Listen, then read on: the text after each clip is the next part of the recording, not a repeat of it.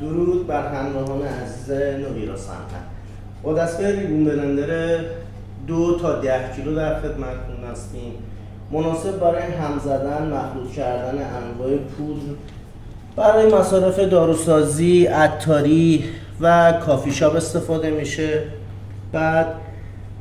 بدنه دستگاه استیل نگیر 2 جداره دیواره، جداره مخزن بگیره، پارویا استیل نگیره. این از صدای دستگاه، دور دستگاه،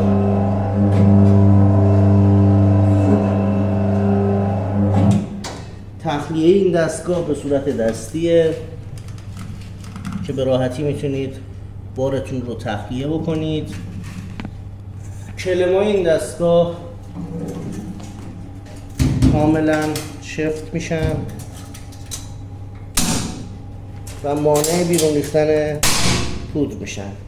کاور پشت دستگاه از ورق رنگی استفاده شده. موتور دستگاه یک اسب با گیربکس حلزونی.